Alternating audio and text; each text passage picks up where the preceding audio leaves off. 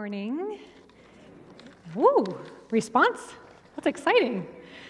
My name is Laura Bills, like you said, and it is my honor and pleasure. I'm excited to share with you what God has been doing in my life over the course of the last number of years.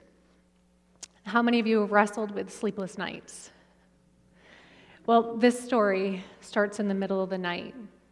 I woke at some point, and I could feel the weight of the world standing on my chest. My shoulders were tight. I couldn't breathe.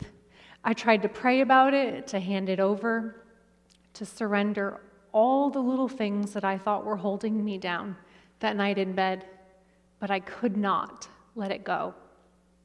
The hot tears rolled down my cheeks as I silently sobbed, trying not to wake my husband, who was sleeping so peacefully next to me. I felt abandoned, broken, out of control, like someone was literally crushing my heart.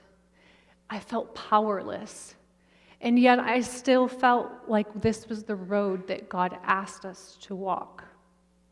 Nothing we did had changed our situation. No matter how hard we prayed, we just couldn't seem to win. So I laid there like a grape in the winepress of life, feeling like every last drop had been squeezed out, except for one. And in that one final drop, I whispered, "Why don't you love me anymore?" The words were like hot ash spewing from my mouth, and they seared the silence of the night. And as soon as the words came out of my mouth, I knew that they weren't truth. Yet somewhere deep within, I had buried a lie that said God's love for me was based on answered prayers, that his love for us meant that we would never walk through difficult journeys, sleepless nights, heartbreak, and many, many tears. And years before this happened, almost 6 years to the day, I was sitting here in the pews just like you were today, and God's love met me right here. I sat here and listened as Pastor shared about the expansive love of Christ in Ephesians and how he loves us so much that he calls us friends in John. I knew that I left here like a lovesick teenager throwing flower petals. He loves me. I knew the love of Christ in my heart. It had changed me over and over. It had peeled back layers of lies and masks and unbelief and the tiny little pretty boxes that I had put God in. A love that had refined edges and helped me to uproot the bitterness and anger that I had planted in my very own home. It was a love that had provided through every storm we walked through, helped me to forgive even when I felt like I had absolutely no reason that I should. And a love that was whole, real, and so full of hope. But where was this love now in the middle of the night? Where was this love on the floor of my desperation and hopelessness? Where was this love when the feeling of love was gone?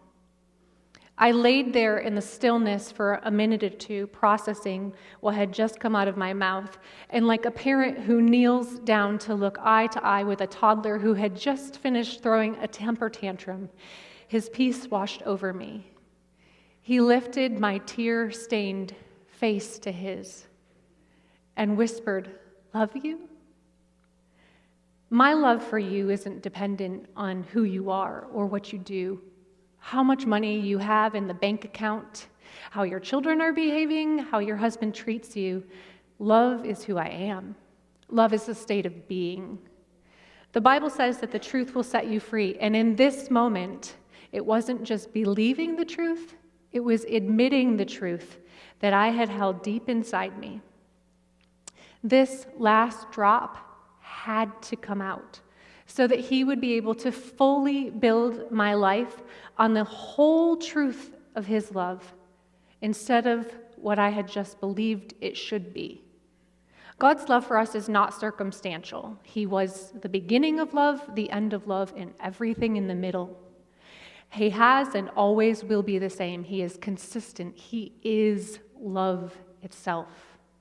But somewhere deep inside, I had held on to that truth that love was fixing a situation. Love would just make it better. But what if love was not fixing a situation, but merely presence in the pain? Maybe love was just sitting with someone who was hurting and crying with them. All this time, I thought I knew what love was, but in an instant, the walls had crumbled.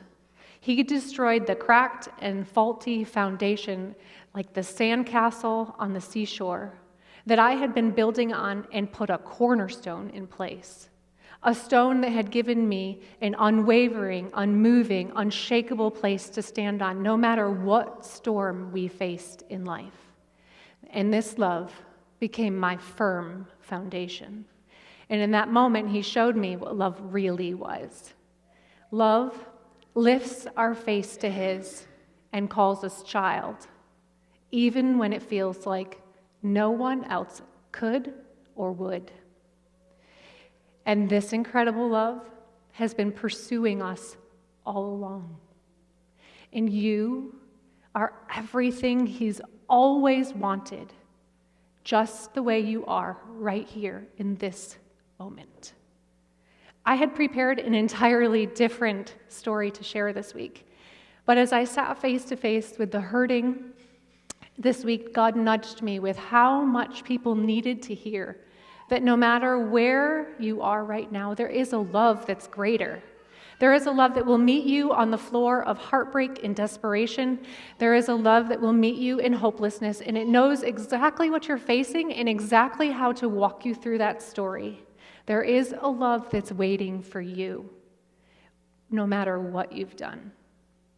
We all have places where God has met us face to face.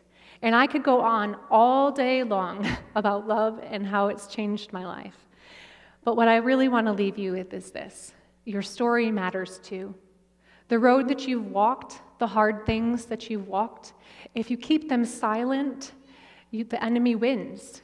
But if you plant them, if you share them, if you give them as seeds of hope, they grow mustard seeds in the hearts of other people. They give other people the ability to believe that life can and will be better and that Christ is hope for them too.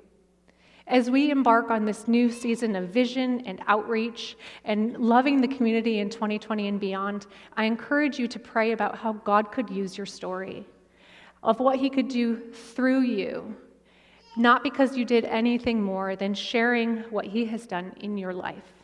You are the living gospel of today. You never know how much your story could set someone else free.